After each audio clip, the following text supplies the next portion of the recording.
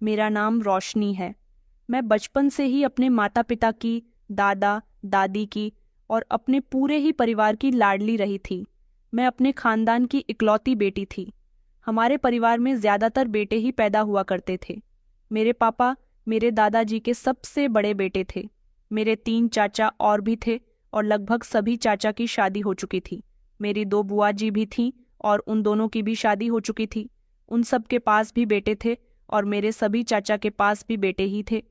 हमारे खानदान में लगभग 9 लड़के थे।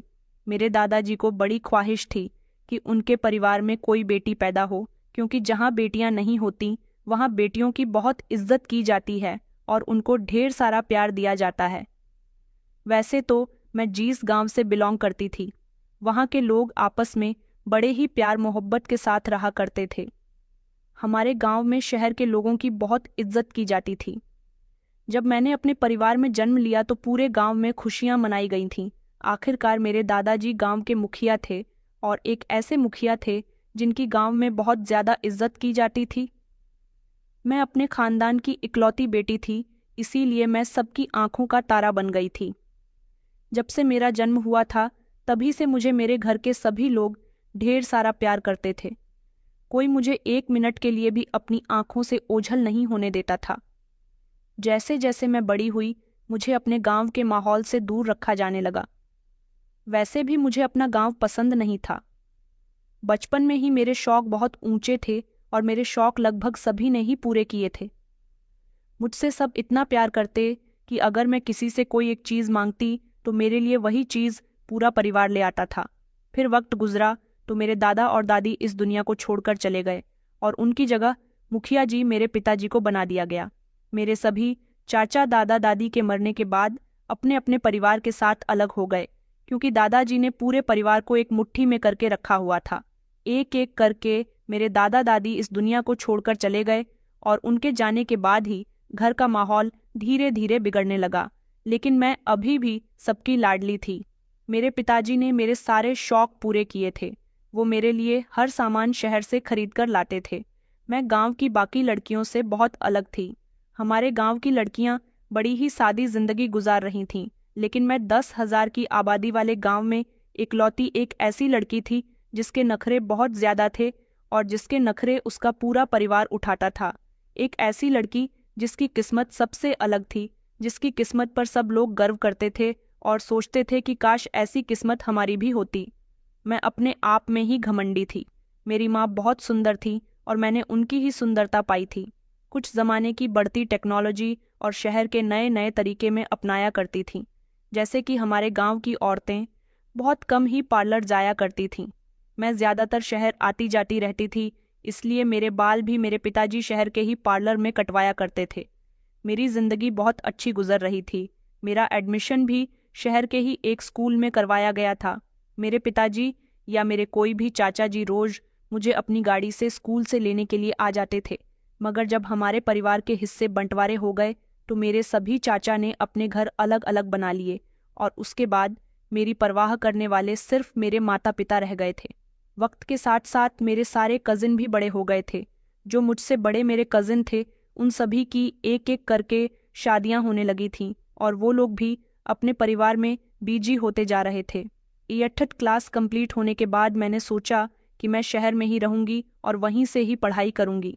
मैंने अपने पेरेंट्स से बोल दिया था कि मैं हॉस्टल में रहना चाहती हूँ और कॉलेज में पढ़ाई करना चाहती हूँ। हालांकि मेरे पेरेंट्स इस बात पर राजी नहीं हो रहे थे। उनका कहना था कि तुम हमारी एक ही तो बेटी हो, हमने तुम्हें बड़े लाड प्यार से पाला है, भला हम तुम्हें अकेले शहर में रहने कैसे दे सकते हैं। तो मैंने कहा कि फिर मेरे साथ आप लोग भी शहर में रहने लग जाइए, लेकिन इस बात पर कोई भी राजी नहीं हुआ। मेरे पिताजी के एक दोस्त थे जो कि शहर में ही रहते थे।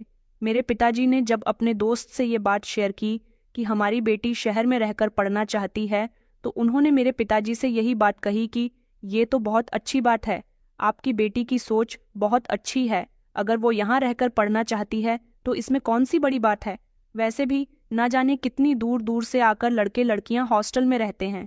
अपनी पढ़ाई पूरी करने के बाद ही वो अपने घर जाते हैं। लेकिन मेरे पिताजी को डर इस बात का था कि वो अपनी बेटी को अकेले शहर में कैसे छोड़ सकते थे।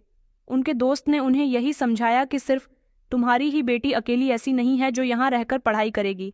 जाने ऐसी कितनी लड़कियां हैं जो किसी गांव में, किसी जिले या फिर किसी दूसरे शहर से आकर यहाँ के बड़े बड़े कॉलेज और यूनिवर्सिटी में पढ़ाई कर रही है।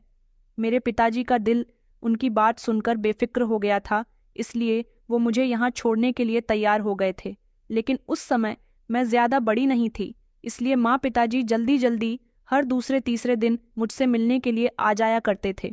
उनका कहना था कि बेटी, हम तुम्हें बहुत याद करते हैं। फिर वक्त गुजरता गया, मेरी पढ़ाई आगे बढ़ती चली गई। उन लोगों को मेरे बिना रहने की आदत हो गई। वो लोग महीने में एक बार मुझसे मिलने के लिए आ जाया करते थे और मैं भी छुट्टियों में अपने गांव चली जाती थी। लेकिन शहर में रहते हुए और शहर के माहौल में घुल मिल जाने के बाद मुझे अपना गांव बिल्कुल भी अच्छा नहीं लगता था। पढ़ाई कंप्लीट होने के बाद मैंने सोचा कि मुझे यहाँ रहकर जॉब भी करनी चाहिए। वैसे तो हमारे घर में किसी चीज़ की कोई कमी नहीं थी। हमारे गांव में मेरे पिताजी की बहुत सारी ज़मीनें पड़ी हुई थीं, उन पर अनाज उगता था, खेती बाड़ी होती थी, हमारा बड़ा सा घर था। मुझे जॉब करने की कोई ज़रूरत नहीं थी, लेकिन ये भी मेरा शौक था और मैं अपने शौक के लिए ही जॉब करना चाहती थी। ये बात जब मैंने अपने माता पिता से शेयर की तो उन लोगों ने मुझे इस बात के लिए मना भी किया, लेकिन मेरी जिद के आके उनकी एक ना चलती थी और उन्होंने मेरी इस बात को भी स्वीकार कर लिया। अब मेरी पढ़ाई पूरी हो चुकी थी, मैं जवान हो गई थी और मुझे नौकरी करते हुए 2 साल हो गए थे। मैं यहाँ अपना कमाती और अपने ऊपर ही खर्च कर लिया करती थी। मुझे अपनी खूबसूरती पर बहुत घमंड था। गांव के लोगों से मैं दूर दूर ही रहना पसंद करती थी। जब भी मेरे पेरेंट्स मुझे गांव बुलाते, मैं उनको इनकार कर दिया करती थी, क्योंकि वहाँ की हवा, वहाँ का माहौल, वहाँ का रहन सहन मुझे बिल्कुल भी पसंद नहीं था। हमारे गांव की लड़कियों के कपड़े पहनने का ढंग भी मुझे बड़ा ही अजीब लगता था, क्योंकि मुझे शहर में रहते हुए लगभग 1011 साल हो गए थे। सबसे अच्छी बात यह थी कि शहर में नौकरी करते करते मेरी गवर्नमेंट जॉब लग गई थी। ऐसी जॉब तो हर इंसान का सपना होती है। गांव में मेरा नाम ऊंचा होने लगा था कि गांव की बेटी सरकारी अफसर बन गई है। अब मुझे लगभग 6 महीने हो गए थे और मैं काफ़ी समय से अपने पेरेंट्स को टाल रही थी कि मैं काम में बिजी हूँ, अभी आप लोगों से मिलने नहीं आ सकती। उन लोगों को मेरी बहुत याद आ रही थी और वो बार बार मुझसे यही कह रहे थे कि बेटा, तुम घर कब आओगी? तुम्हें यहाँ आए हुए काफ़ी समय हो गया और 2 महीने पहले ही मेरी गवर्नमेंट जॉब लगी थी। उन्होंने कहा कि अगर तुम यहाँ नहीं रहने आई तो हम तुमसे वहाँ मिलने के लिए आ जाएंगे। अब मैं उनको परेशान नहीं करना चाहती थी और वो लोग चाहते थे कि मैं लगभग 2-3 महीने के लिए उनके साथ रहूं। मैंने सोचा कि 2-3 महीने के लिए तो नहीं, 1 हफ्ते के लिए मैं गांव जा सकती हूँ। इसीलिए मैंने गांव जाने के लिए अपनी पैकिंग करनी शुरू कर दी थी। मैं जब गांव पहुंची तो मेरे माता पिता के बिहेवियर ने मुझे हैरान कर दिया था। इस बार उन्हें मेरी कामयाबी और नौकरी की कोई खास खुशी नहीं हुई थी। शायद उसकी वजह ये थी कि हमारे घर में किसी चीज़ की कमी नहीं थी। हम काफ़ी अमीर लोग थे और माँ पिताजी के मरने के बाद। वैसे भी ये सब कुछ मेरा ही था, तो मुझे नौकरी करने की या कुछ भी करने की कोई ज़रूरत नहीं थी। इसलिए मेरी ये नौकरी मेरे माता पिता के लिए कोई मायने नहीं रखती थी। लेकिन मेरे माता पिता के दिल में सिर्फ एक ख्वाहिश बाकी थी और वो थी मेरी शादी। मुझे लगा ये उनके लिए सबसे बड़ी समस्या थी। हालांकि मैं खुद को अभी इस काबिल नहीं समझती थी। मैं अभी शादी नहीं करना चाहती थी। मेरा मानना था कि लड़कियों को पहले अपनी ज़िंदगी को फुल एंजॉय कर लेना चाहिए, उसके बाद ही शादी करनी चाहिए। लेकिन इस बार मेरे घर में आते ही मेरे मम्मी पापा ने मुझे अपनी मर्जी सुना दी थी कि हम तुम्हें अब वहाँ नहीं भेजेंगे, अब हम तुम्हारी शादी करना चाहते हैं। मैंने उन्हें समझाने की बहुत कोशिश की कि माँ पिताजी, मेरी अभी उम्र ही क्या है, मैंने तो अभी नौकरी करनी शुरू ही की है और आपको नहीं पता कि गवर्नमेंट जॉब के लिए मैंने क्या क्या नहीं किया। वैसे भी ज़िंदगी के इतने बड़े फैसले के लिए थोड़ा वक्त देना ज़रूरी है। लेकिन उनका जवाब बहुत ही सिंपल और सीरियस था। उन्होंने कहा कि तुम्हारी जिद पर हमने तुम्हें शहर भेजा, जबकि हमने कभी तुम्हारी शिक्षा को ज़रूरी नहीं समझा। हमने अपनी ज़मीनों की देखभाल को ही अपनी ज़िंदगी का असल मकसद माना है। तुमने नौकरी कर ली, ये तुम्हारी मेहनत है, मगर शादी हमारा फैसला है। उस समय मुझे उनकी बातों से आइडिया हो रहा था कि ये समस्या बहुत पुरानी थी। उन्होंने मेरे लिए लड़का भी देख लिया था और मेरा रिश्ता भी पक्का कर दिया था, और वो लड़का कोई और नहीं, हमारे गांव के जमींदार जी का बेटा राजपाल था जो मुझे बिल्कुल भी पसंद नहीं था, लेकिन हमारे गांव के लड़के लड़कियों के रिश्ते बचपन में ही तय कर दिए जाते थे। उन्हें उसूलों के हिसाब से मेरे माता पिता ने भी मेरा रिश्ता गांव के सबसे अमीर इंसान के बेटे के साथ लगा दिया था। राजपाल देखने में अच्छा था, लेकिन वो पढ़ा लिखा नहीं था। उसके पास गांव की बहुत सारी जमीनें थीं। वो हमसे भी ज्यादा अमीर पिता का बेटा था। ये बात तो मैं पहले से ही जानती थी, लेकिन मैंने सोचा था कि मैं शहर के किसी पढ़े लिखे और अच्छे लड़के से शादी करूंगी, अपने पेरेंट्स को मना लूंगी। वैसे भी बचपन से लेकर अब तक उन्होंने मेरी हर बात को माना है, मगर ये बात मेरे पेरेंट्स मानने के लिए तैयार नहीं हो रहे थे। उनका कहना था कि तुम्हारी शादी राजपाल से ही होगी और अब हम तुम्हारी शादी करके ही तुम्हें शहर भेजेंगे। उन्होंने मुझे अब भी राजपाल का फोटो दिखाया। वो सच में बहुत अच्छा था। सुना था कि वो एक अच्छा, समझदार और इज्जतदार इंसान है। खुद से सवाल किया कि क्या ये मेरी जिंदगी का सही फैसला होगा। मेरी जिंदगी में इस समय किसी और लड़के की मोहब्बत नहीं थी और यही वजह थी कि मैंने अपने माता पिता की बात मानने का फैसला कर लिया था, क्योंकि वो लोग इस बार अपने फैसले पर अटल थे। बचपन से लेकर अब तक उन्होंने मेरी हर बात मानी थी और उनका कहना था कि मैंने उनकी बात नहीं मानी तो शायद मेरे परिवार से मेरा रिश्ता कमज़ोर हो जाएगा। मेरे लिए मेरे माता पिता से बढ़कर कुछ भी नहीं था, इसीलिए मैंने उनकी मर्जी पर अपना सर झुका दिया था। मगर मैंने उनके सामने एक शर्त रखी थी कि शादी के बाद मैं शहर जाकर अपनी नौकरी ऐसे ही करूंगी जैसे अभी कर रही हूँ, और मेरा पति भी मेरे साथ शहर ही जाएगा। मैं यहाँ गांव में नहीं रहूंगी क्योंकि मेरा शहर में रहना ज़रूरी है। मगर उनका जवाब मेरी सोच के मुताबिक था। उन्होंने कहा कि राज्यपाल इस गांव की मिट्टी का पला बढ़ा है। उसका और उसके पिता का कारोबार भी यही है। वो अपने माता पिता का इकलौता बेटा है। उसके परिवार वाले चाहते हैं कि उनके बेटे की शादी हो जाए और बहू उनके घर में आ जाए, और तुम गांव छोड़कर जाने की बात कर रही हो। यहाँ तक कि तुम उनके बेटे को भी अपने साथ लेकर जाने की बातें कर रही हो। मैंने मम्मी पापा से कहा कि मेरी शर्त तो यही है। अगर आप लोग मेरी शर्त मानना चाहते हैं तो मैं शादी करूंगी, वरना मैं राजपाल से शादी नहीं करूंगी। मेरी बात पर मम्मी पापा खामोश हो गए थे। उन्होंने कहा, तो फिर हमें राजपाल और उसके माता पिता से इस बारे में बात करनी होगी। मैंने कहा था कि हाँ, अगर राजपाल राजी हो जाता है तो फिर मैं शादी करके यहाँ कुछ दिन रहकर राजपाल के साथ शहर चली जाऊंगी। अगले ही दिन मेरे माँ पिताजी राजपाल के परिवार और उससे बातचीत करने के लिए चले गए थे। मैंने सोच लिया था कि राज्यपाल कभी भी इस गांव से जाने के बारे में नहीं सोचेगा और इस रिश्ते से साफ इनकार कर देगा। कुछ ऐसा ही रिएक्शन उसके पेरेंट्स का भी होगा। लेकिन जब माँ पिताजी घर आए और उन्होंने मुझे बताया कि राज्यपाल तुम्हारे साथ शहर चलने के लिए तैयार है, बल्कि वो तो बहुत खुश हो रहा था कि शादी के बाद वो अपनी पत्नी के साथ शहर जाएगा, मैं तो माँ पिताजी की ये बात सुनकर हैरान रह गई थी।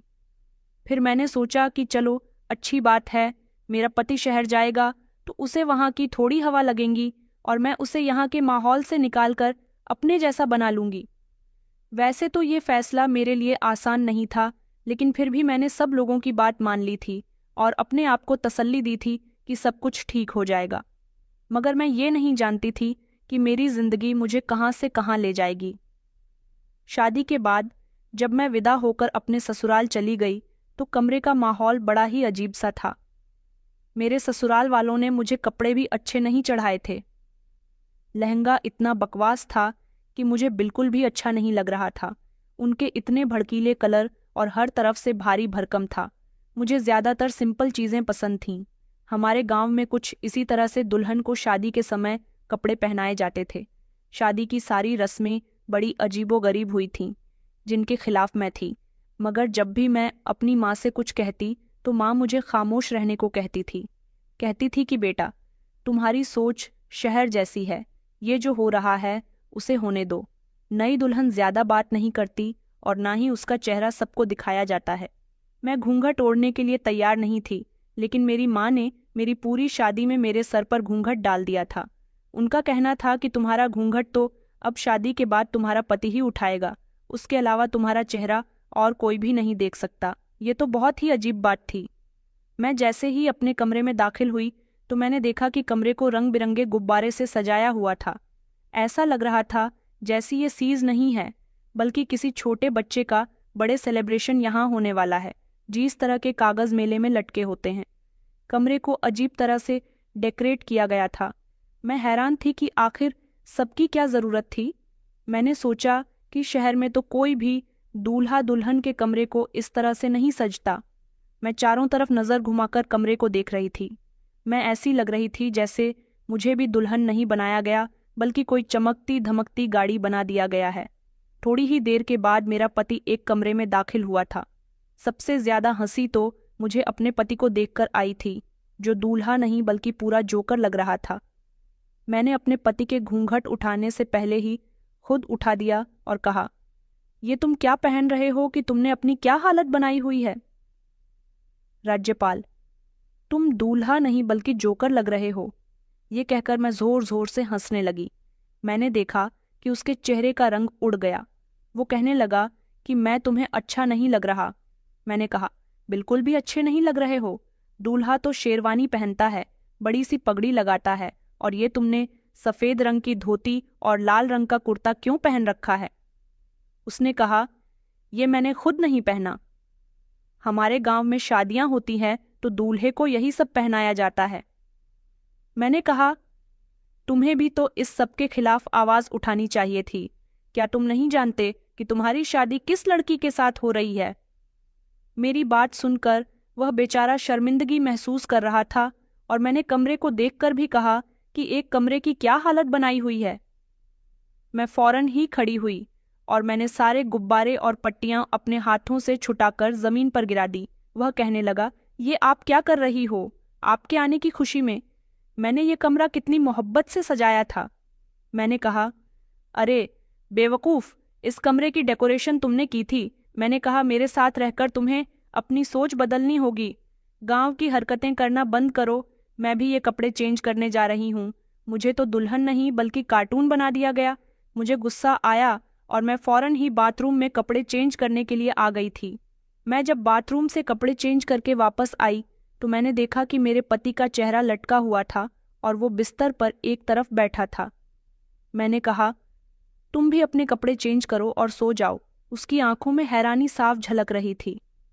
शायद उसने कभी सोचा भी नहीं था कि उसकी पत्नी शादी की पहली रात उसे इस तरह बेइज्जत कर देगी।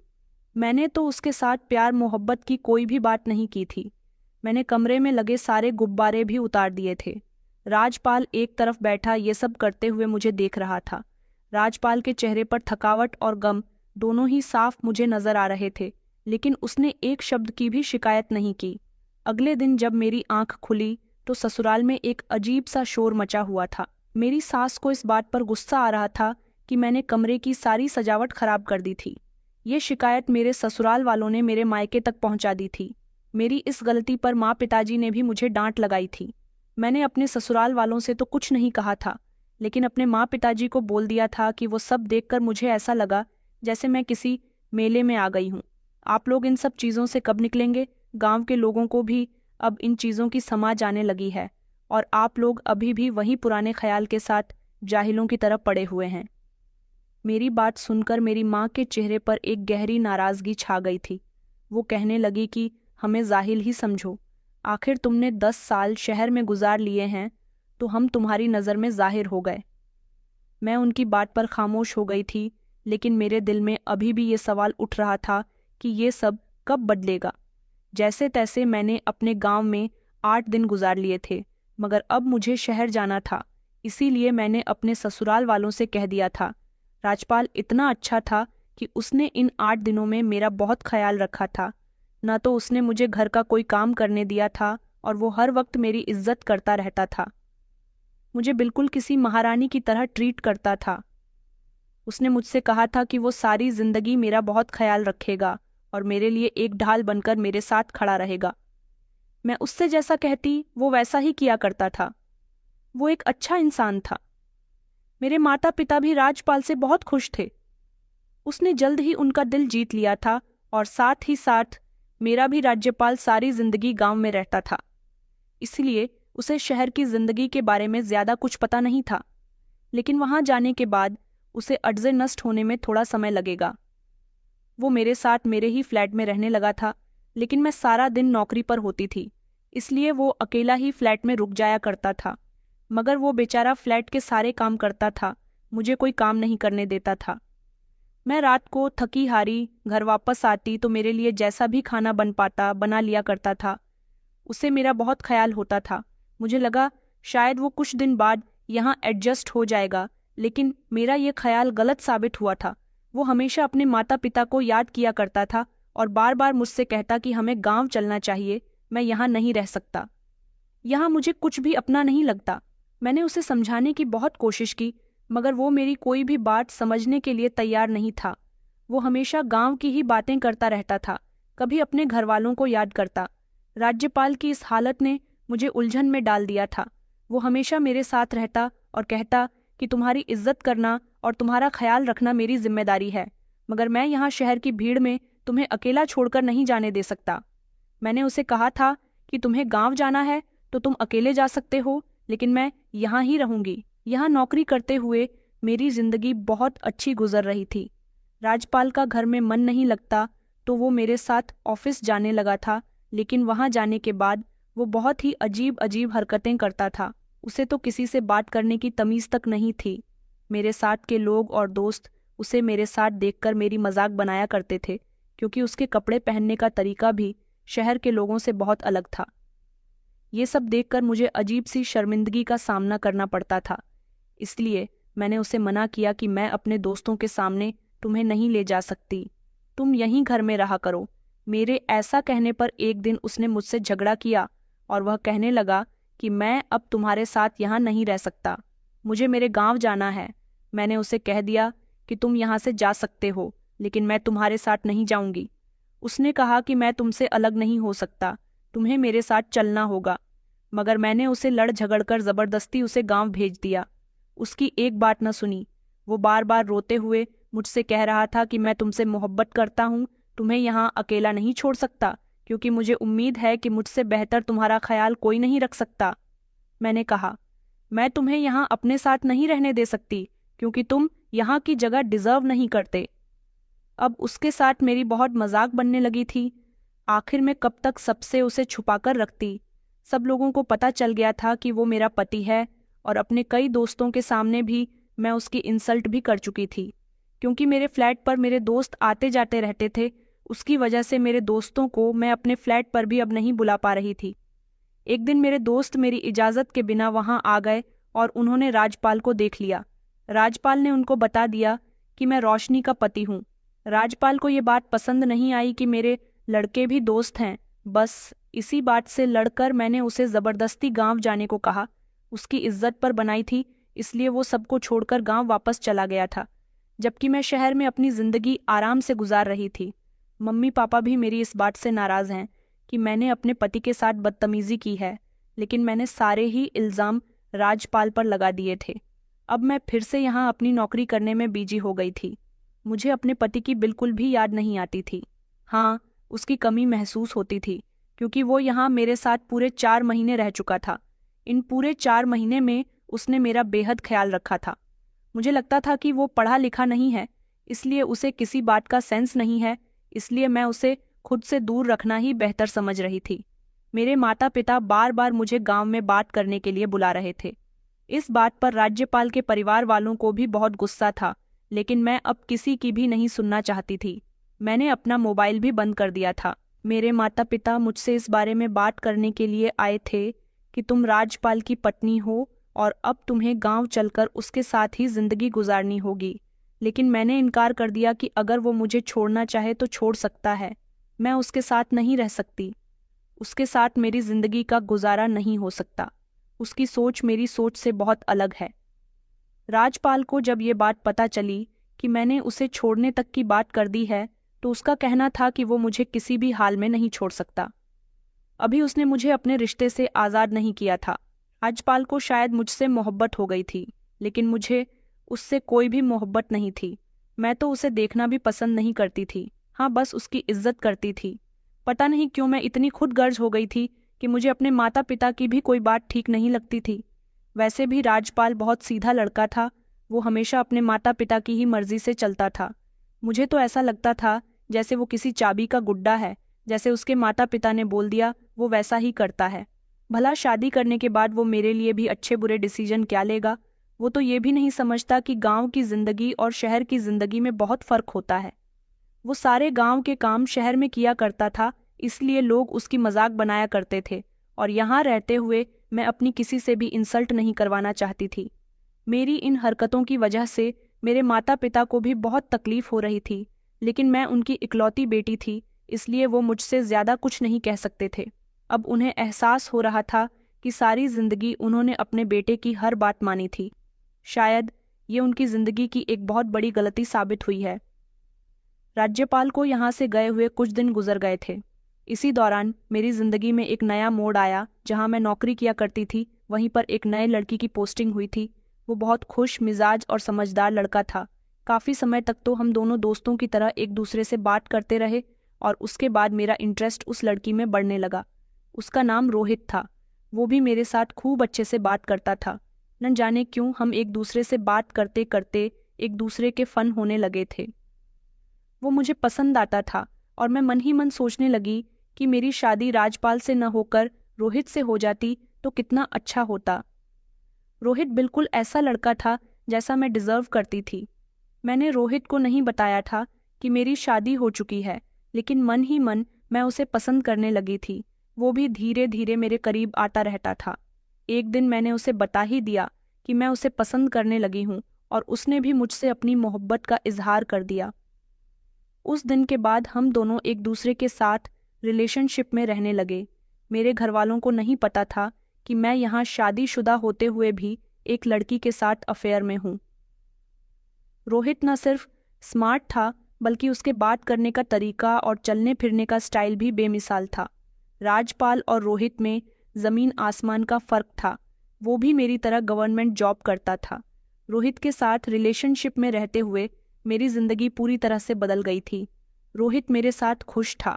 उधर राजपाल मुझे बार बार फोन करके गांव वापस आने को कहता रहता था, लेकिन मैं उसके फोन को भी इग्नोर किया करती थी, और अपने पेरेंट्स के फोन्स को भी। मेरे पेरेंट्स मुझसे बहुत नाराज थे। मैं अब ज्यादातर समय रोहित के साथ गुजरने लगा था। रोहित और मैं एक दूसरे से काफी हद तक करीब आ गए थे, क्योंकि उसने मुझसे वादा किया था कि वो मुझसे शादी करेगा, और मैंने भी पक्का इरादा कर लिया था कि मैं राजपाल से डिवोर्स ले लूंगी और उससे खुद को अलग कर लूंगी।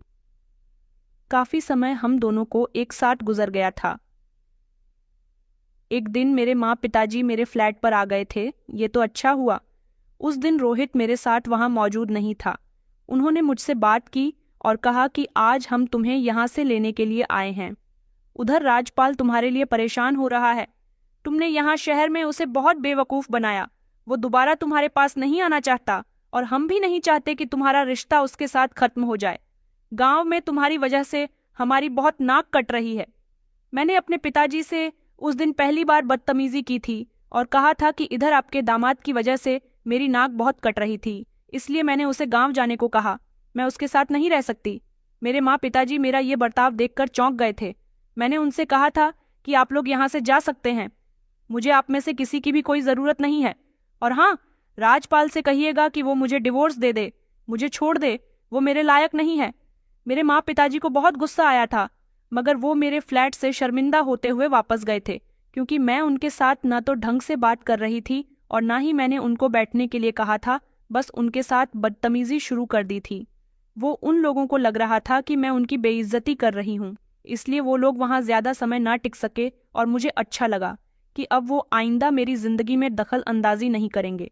कुछ दिन और इसी तरह से गुजर गए थे। मेरे माँ पिताजी ने मुझसे दोबारा कोई केन अटैक करने की कोशिश नहीं की थी, लेकिन अब मेरी तबीयत कुछ गिरी गिरी सी रहने लगी थी और मुझे कुछ अच्छा भी नहीं लगता था। मैं दिन ब दिन कमज़ोर होती जा रही थी। मैं यही बात जब रोहित से कहती तो वो मेरी बात को इग्नोर कर दिया करता था। मैंने उसे कई बार कहा था कि मैं कमज़ोर होती जा रही हूँ, मुझे बहुत कमज़ोरी महसूस होती है, पता नहीं मुझे क्या हो गया। वो मुझसे कहता कि तुम्हें मैं ये कैसे बता सकता हूँ कि तुम्हें क्या हो गया, मैं डॉक्टर थोड़ी ना हूँ, तुम खुद डॉक्टर के पास चली क्यों नहीं जाती। मैं तो रोहित के इस अंदाज पर दंग रह गई थी। इस दौरान मुझे राजपाल की बहुत याद आई थी, क्योंकि जब वो मेरे साथ यहाँ मौजूद था, मेरे हाथ पर मामूली सी खरोच लग गई थी, तो वो मेरे लिए बहुत परेशान हुआ था। उसने हर तरह से मेरा ख्याल रखा था। आज शायद रोहित की जगह राजपाल होता तो वो मेरे लिए बहुत परेशान होता। फिलहाल मैंने राजपाल का ख्याल अपने दिल से निकालने की कोशिश की थी। राजपाल की तरफ से अभी तक मुझे डिवोर्स का नोटिस नहीं मिला था। पूरे गांव में मेरे बारे में तरह तरह की बातें बन रही थीं। मेरे ससुराल वाले और मेरे माता पिता की बहुत बेइज्जती हो रही थी। एक दिन मेरी मुलाकात हमारे गांव के ही एक लड़के से हुई। वो किसी काम के लिए शहर गया हुआ था। उसने मुझसे कहा कि अरे रोशनी, हमने सुना है कि तुमने राजपाल को छोड़ दिया। मैंने उसे बड़े घमंड के साथ कहा कि हाँ, मैं उसे छोड़ चुकी हूँ, उसके साथ मेरा कोई संबंध नहीं है। उसने कहा कि उसके साथ ऐसा मत करो, वो बेचारा तुम्हारे लिए बहुत परेशान है, दिन रात तुम्हारे लिए रोता रहता है। वो तो यहाँ शहर आने की बहुत कोशिश कर रहा है ताकि वो यहाँ आकर तुमसे बात कर सके। मगर उसके माता पिता ने उसको रोक लिया। मैंने उसकी बात को इग्नोर किया। वैसे भी मैं ये सोच चुकी थी कि मैं अब अपनी जिंदगी अपने हिसाब से जीऊंगी और रोहित से शादी कर लूंगी, लेकिन मैं जब भी रोहित से शादी की बात करती वो बात को टाल दिया करता था। हम दोनों 171 ही फ्लैट में पति पत्नी की तरह रहा करते थे, मगर वो मुझसे शादी करने के लिए राजी नहीं हो रहा था। मैं दिन ब दिन अब कमज़ोर होती जा रही थी। कई बार तो मुझे ऐसा लगा जैसे मौसम चेंज होने की वजह से मुझ में ऐसी कमियां आ रही हैं। मुझे खांसी और जुकाम भी बहुत ज़्यादा हो गया था, और वो भी ऐसा कि ख़त्म होने का नाम ही नहीं ले रहा था। मेरे लिए ये अजीब बात थी। इधर रोहित दिन ब दिन मुझे इग्नोर कर रहा था। उसे जब मेरी ज़रूरत होती तब वो मेरे पास मुझसे मिलने के लिए आता था, लेकिन अब वो ज़्यादातर मुझे इग्नोर ही करता था। कहता कि मैं काम में बिजी हूँ, मेरा फ़ोन भी नहीं उठाता था और ना ही मुझसे मिलने के लिए आ रहा था। मैं उससे कहती थी कि मुझे डॉक्टर के पास लेकर चलो, मेरी तबीयत ठीक नहीं है। उसने कहा कि तुम्हें डॉक्टर के पास ले जाने के लिए मेरे पास टाइम नहीं है, तुम कोई छोटी बच्ची नहीं हो, खुद भी तो डॉक्टर के पास जा सकती हो। उसकी बात सुनकर मैं खामोश हो गई थी। मुझे राजपाल की बहुत याद आ रही थी। वो मेरा कितना ख्याल रखता था, और रोहित था कि मेरी बीमारी के समय में मुझे पलट कर भी नहीं देख रहा था। मेरा वजन भी अब 51 किलो हो चुका था। जो भी मुझे देखता मेरी सेहत को नोटिस करता था। मुझे खुद को भी लग रहा था कि मेरा कमज़ोर होना कोई आम बात नहीं है।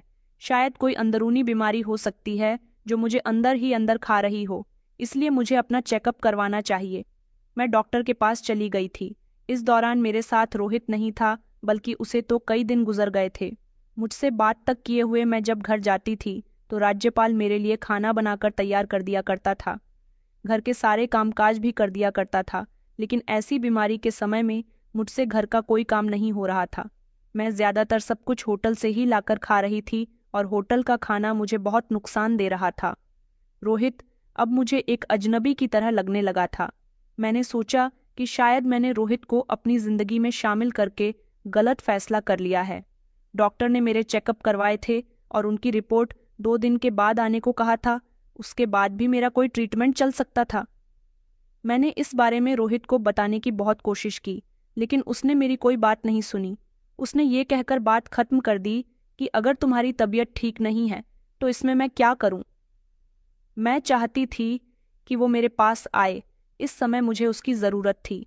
वो मेरी फिक्र करें और मेरे साथ बैठकर मेरी बीमारी के बारे में डिस्कशन करें, मेरी हालत को सीरियस ले। लेकिन उसके पास सबके लिए वक्त था, बस मेरे लिए नहीं था।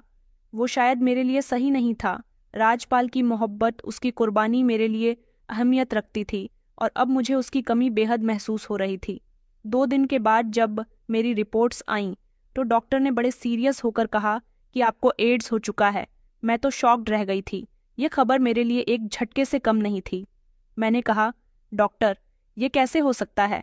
डॉक्टर ने कहा कि तुम्हारी इम्यूनिटी बहुत कमज़ोर हो गई है और ये बीमारी तुम्हें किसी के थ्रू लगी है।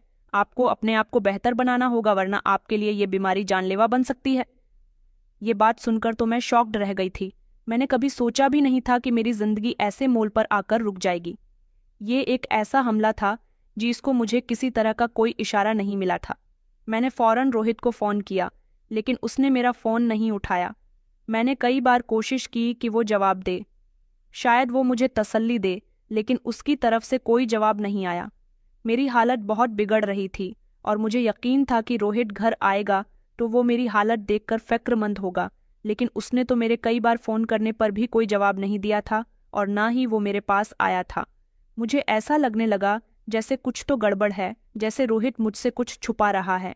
एक दिन जब मैं लगातार उसकी तलाश में थी तो मेरे मोबाइल पर रोहित के एक दोस्त का फ़ोन आया, क्योंकि वो काफ़ी समय से वह नौकरी पर भी नहीं आ रहा था जहाँ पर हम दोनों एक साथ नौकरी किया करते थे।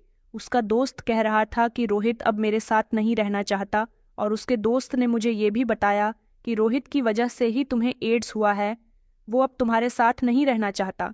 उसने कहा है कि मैं तुम्हें बता दूं कि तुम उसे तलाश करना बंद कर दो, क्योंकि उसकी जिंदगी में कोई और आ गया है। ये सुनकर तो जैसे मुझ पर एक जोरदार झटका लगा और ऐसा लगा कि किसी ने जोरदार मेरे मुंह पर एक तमाचा मार दिया हो। मैंने उसकी बात को इग्नोर किया और कहा कि तुम ये क्या कह रहे हो, तुम्हारे पास इस बात का क्या सबूत है? तो वो कहने लगा कि अगर वो तुमसे सच में प्यार करता तो तुमसे शादी करता, लेकिन वो इसी तरह का लड़का है, लड़कियों को अपनी दोस्ती के जाल में फंसाता है। उससे बात उनसे मोहब्बत करता है और उनको इमोशनल करने के बाद जब उसका दिल फट जाता है तो वो उन लड़कियों को छोड़ देता है। इससे पहले भी वो न जाने कितनी लड़कियों को बर्बाद कर चुका है। उसका तुम्हारे साथ रहने का कोई इरादा नहीं था, इसलिए उसने तुम्हारे साथ भी टाइम पास किया और अब उसका दिल भर चुका है। उसे पता लगा कि तुम उसे तलाश कर रही हो और इस बीमारी की हालत में तुम्हें उसकी तलाश नहीं करनी चाहिए, इसलिए उसने कहा कि तुम परेशान न हो, मैं तुम्हें इस बारे में उसकी पूरी इन्फॉर्मेशन दे दूं। तुम्हारी बीमारी को देखकर भी वो तुम्हें छोड़ने का फैसला कर चुका है। मैं तुम्हें ये सब इसलिए बता रहा हूँ ताकि तुम उसका इंतज़ार न करो। इतना कहकर उसने फ़ोन बंद कर दिया था और मुझे छोड़ दिया। एक ऐसी हालत में इसके बारे में मैं सोच भी नहीं सकती थी। मैं ज़ोर ज़ोर से रोने लगी। रोहित, जिसे मैं अपनी ज़िंदगी का हिस्सा समझने लगी थी, वो मुझे इस तरह छोड़कर चला गया था। वो न सिर्फ मेरी बीमारी का सबब बना, बल्कि उसने तो एक लम्हे के लिए भी मेरी फिक्र न की। रोहित का मेरा साथ छोड़ना मुझे बहुत ज़्यादा तकलीफ दे गया था, लेकिन साथ ही मैंने ये भी सोच लिया था कि मैं अपनी बिखरी हुई जिंदगी को दोबारा सही कर सकती हूँ। इस सब ने मेरी जिंदगी को कैसा मोड़ दिया, इसके बारे में मैं सोच भी नहीं सकती थी। रोहित के साथ के लिए मैंने अपने माता पिता से भी मुंह फेर लिया और राजपाल झुकी।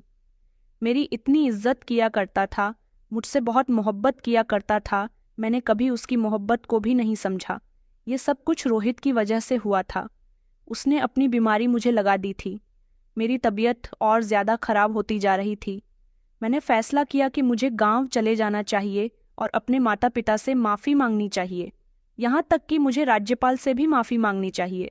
उसकी बड़ी मेहनत और मोहब्बत थी, लेकिन मैं इन सब बातों को भूल चुकी थी। मैंने गांव आकर अपने माता पिता से माफ़ी मांगी और उनको अपनी बीमारी के बारे में सब कुछ बता दिया, और राजपाल से भी रो रो कर माफ़ी मांगी कि वो मुझे माफ़ कर दे। अगर वो मेरे साथ रिश्ता रखना चाहता है तो रख सकता है, क्योंकि अब मैं इतनी बड़ी बीमारी की शिकार हो चुकी हूँ। वो मुझे इस तरह छोड़ देगा तो मैं टूट जाऊंगी। मैंने देखा था कि राजपाल की हालत पहले से ज़्यादा बहुत कमज़ोर हो गई थी, क्योंकि वो मेरी याद में रोया करता था। उसके माता पिता ने हरगिज़ कोशिश की कि उनका बेटा मुझसे दूर रहे, लेकिन मुझे अपनी आंखों के सामने देखने के बाद भी राजपाल के दिल से मेरी मोहब्बत न निकली थी, और उसने अपने माता पिता के खिलाफ जाकर कहा कि वो मेरे साथ रिश्ता रखना चाहता है। मैंने ये राज किसी को न बताया कि मेरी ये हालत रोहित की वजह से हुई है, वरना सारी जिंदगी मुझे न तो मेरे माता पिता एक्सेप्ट करते और ना ही राज्यपाल। शायद इसी राज की वजह से मुझे मेरे माता पिता ने भी माफ़ कर दिया और राजपाल ने भी माफ़ कर दिया। मैंने राजपाल के साथ अपना घर बसाने के लिए अपने इस राज को दबा दिया। इतना सब कुछ हो जाने के बाद भी राजपाल ने मुझे खुले दिल के साथ एक्सेप्ट किया, मेरी सेवा की। मैं अपने आप को बहुत बुरा समझने लगी थी, क्योंकि वो मेरी जिंदगी का हिस्सा था और मैं उसकी कदर नहीं कर सकी थी। मेरे शरीर की हालत ऐसी होने लगी थी कि मुझे अपनी मौत का एहसास हो रहा था। मैं सोचने लगी कि मैं कितनी बुरी हूँ। मैंने अपने माता पिता की मोहब्बत का और राजपाल की मोहब्बत का गलत फ़ायदा उठाया। मेरे पिताजी और राजपाल मुझे मुंबई शहर ले गए और वहाँ जाकर उन्होंने मेरा इलाज करवाया। इस दौरान राजपाल ने बिल्कुल मेरा ख्याल ऐसे रखा था जैसे मैं उसके लिए बहुत ज़रूरी हूँ। मेरी बीमारी के बारे में सुनकर वो बेहद परेशान हो गया था और ऐसे कठिन समय में उसने मेरा पूरा साथ दिया था। ऊपर वाला हमारे नसीब में कुछ ऐसे लोगों को हमसे जोड़ देता है जो हमारे लिए बहुत कामयाब साबित होते हैं, लेकिन हम उनकी कदर नहीं करते। जब हम ऐसे लोगों को अहमियत नहीं देते तो ऊपर वाला हमें उनसे जुदा कर देता है और उनमें कमी कर देता है। ये एक हकीकत है कि जो चीज़ इंसान के पास होती है वो उसके लिए आजमाइश बन जाती है, और जो उसकी दी गई चीज़ की कदर नहीं करता तो ऊपर वाला उससे नाराज़ हो जाता है और उसकी नाराज़गी का नतीजा उसके लिए नुकसानदेह साबित होता है। हमेशा हमें ऊपर वाले की मर्जी के मुताबिक चलना चाहिए, उसकी दी गई चीज़ों पर शुक्र अदा करना चाहिए और खुश रहना चाहिए। लेकिन जब हम उसकी दी गई चीज़ों को धुतकार देते हैं और उनकी कदर नहीं करते तो अंजाम कुछ इसी तरह का होता है जैसे मेरा हुआ।